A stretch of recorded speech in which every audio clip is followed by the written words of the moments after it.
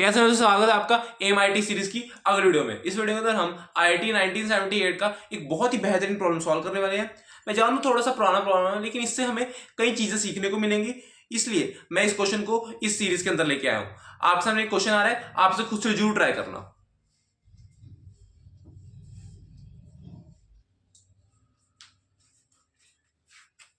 देखो इस क्वेश्चन क्या कह रखा है, in a diagram shown the block ABC weighs 3 kg, 4 kg, 5 kg respectively. The coefficient of sliding friction between the two surfaces is 0.25. A is held by at rest by massless rigid rod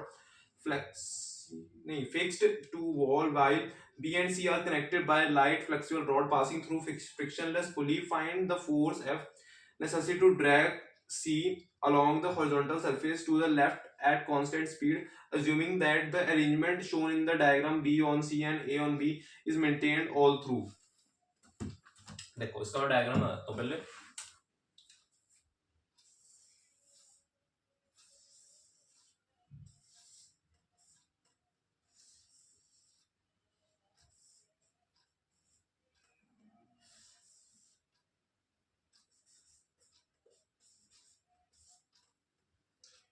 ए का मेरे ख्याल 3 kg, इसका 4 kg, इसका 5 kg, ये एक rod से जुड़ा हुआ है। बात समझे?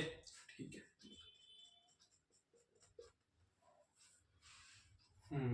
ठीक है। अब मैं इसका ना फ्री बॉडी डायग्राम ना, और ये म्यू किसी भी दो कॉन्टैक्ट सरफेस के बीच 0.25 है।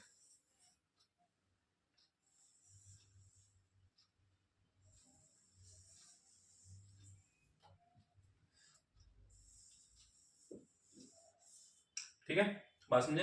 अच्छा, ये है 5 kg, ये है 4 kg और ये है 3 kg। अब मैं ये हटा देता हूं क्योंकि इसका कोई काम नहीं है खास है, या मैं बस चलो पहले फोर्स लिख देते हैं फिर हटा देंगे आराम से। हाँ, इस पे देखो, ये जो F1 है, इस पे जो एक फ्रिक्शनल फोर्स लग रही होगी वो लग रही होगी पीछे की साइड F1 है, F1 लग रही होगी, कैपिटल F तो लग ही रहा है, और एक T भी लगेगा, एक टेंशन फोर्स लगेगी है, एक टेंशन फोर्स लगेगी। और आप समझो, बात समझो, एक्चुअली ये ना चीजें अल्टरनेट चलती है। जैसे इसमें अब इसका F1 जो है वो पीछे की साइड लग रहा है, तो इसका जो होगा वो आगे की साइड लगेगा, और ये एक हमारे पास इस पे इक्वल अपोजिट फोर्स पीछे की साइड लगेगी। ये तरीका है। और इसका F2 आगे से लग रहा था, तो इसका F3 पीछे की साइड लगेगा और इक्वल अपोजिट फोर्स आगे की साइड लगेगी। ये बस पता करने का एक बार तरीका है, ये मैं तरीका बता रहा हूँ सिर्फ, मतलब कोई ये वैसे कंसेप्ट होता है पूरा, लेकिन अभी मैं इस क्वेश्चन के लिए मैं सिर्फ बता रहा हूँ कैसे हो सकता है, मतलब थोड़ा सा। ठीक है, ये सिर्फ एक तरीका है, मतलब इसे कंसेप्ट समझने की गलती मत करना। कंसेप्ट भी ये पूरा एक कंसेप्ट होता है जब हम ये 2 ब्लॉक प्रॉब्लम्स पढ़ते हैं। ठीक है, हो गया ना मेरे ख्याल? हाँ, हो गया। ये इस पे लग रहा होगा, लेकिन ये काम का नहीं है वैसे, ये चलो छोड़ो इसे, ये काम का भी नहीं है क्योंकि ये तो रेस्ट पे ही है ना, इसी तो काम का नहीं है। अच्छा सुनो, इस पे एक N1 लग रहा होगा है, इस पे एक N1 लग रहा होगा, और ये N1 इस पे लगेगा इक्वल एंड अपोजिट, और ये MAG, इस पे एक N2 लग रहा होगा, और इस पे N2 लगेगा, और इस पे N3 तो लग ही रहा है।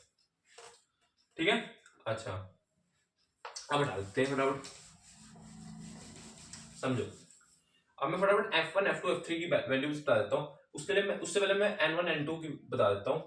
N1 जो है वो है हमारा MAG के इक्वल, और N2 है हमारा, इस पे एक MBG लग रहा है, और इस पे एक MCG लग रहा है। N1 प्लस MBG, तो ये आ गया MA plus MB into G। N3 है हमारा N2 प्लस MCG, तो ये हमारा आ जाएगा, जब मैं इसको इसमें रख दूंगा, MA plus MB plus MCG। वो आपको ये G कैसे N कैसे निकाला समझ में आ गया। ठीक है, ये चीजें आ रही। अच्छा, अब लिख लेते हैं हम, ये चीजें लिख ली। एक काम करते हैं, और सुनो, जो F1 है वो है हमारा F1 जो है वो हमारा है MA plus MB plus MC। अच्छा सुनो, ये तो मैंने तरीका बता दिया N1 N2 N3 कैसे निकालते हैं फ्री बोर्ड डायग्राम से। इसको हम डायरेक्ट भी लिख सकते थे, इसके ऊपर कितना ये चीजें हैं उसको लिख दो हैं। उसके बाद इसके लिए जब लिखेंगे F2 तो इसके ऊपर कितनी चीजें हैं वो लिख दो, इसके ऊपर कितनी है ये अकेला है बस ये लिख दो। ठीक है, समझे ना। ये देखो ये F1 मैं इसका लिए लिख रहा हूँ, इसका भी खुद तो काउंट होएगा, इसके ऊपर कितनी दो चीजें और हैं उसका वेट भी काउंट हो जाएगा। जब F2 लिखेंगे तो ये और इसके ऊपर के वेट का काउंट हो जाएगा, और इसके ऊपर कुछ है ही नहीं तो ये कल्ले के वेट का काउंट होएगा। ठीक है, ठीक है। अच्छा क्या लिख रहा था, हाँ तो ये हमारा MBG और साथ में म्यू 0.25।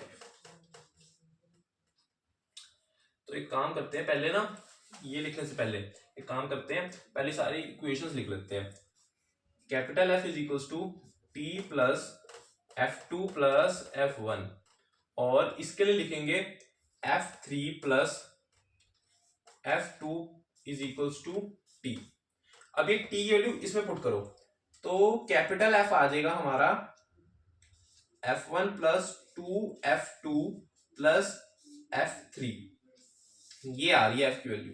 ठीक है, अब ये चीज हमारे पास है तो इस डायग्राम का काम तो हो गया। तो एक काम करते हैं, इसे यहां पे हमारे पास capital F1 plus 2F2 plus F3 है।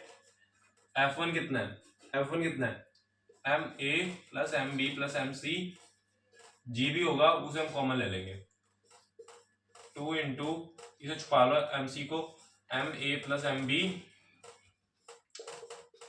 F3 रह गया M, ये रह जाएगा MB छुपाया MA। ठीक है, तो ये एक हमारे पास साथ में G भी होगा और साथ में एक 0.25 होगा, 0.25 होगा एक साथ में। ठीक है, तो MA कितने हैं, 2 और 1 और ये 4, MB हमारे 3 है, MC 1 ही है, तो साथ में 9.8 मल्टीप्लाई होगा, ये इसके साथ ही मल्टीप्लाई हो रहा है, ये यहाँ पे मल्टीप्लाई हो रहा है, इसकी इक्वेशन लिखी है, इसके साथ मल्टीप्लाई होगा 0.25 और एक 9.8 जी जो भी हमारे पास था। तो MA की वैल्यू है 3 ही है मेरे ख्याल, हाँ 3 ही है, 4 है, ये 5 है, 3 इंटू 4 12, 12 प्लस 12, ये 3 इंटू 4 12 प्लस 5 9.8 इंटू 9.8 इंटू 0.25, ये 29 इंटू 9.8 इंटू 0.25।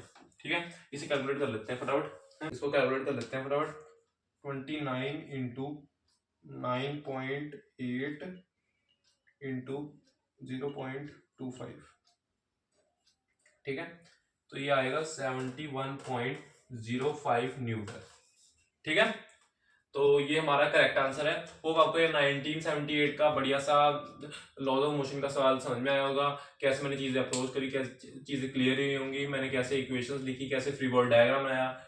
और ये वीडियो अच्छी लगी तो वीडियो को लाइक कर देना, चैनल सब्सक्राइब कर देना। Okay, thank you.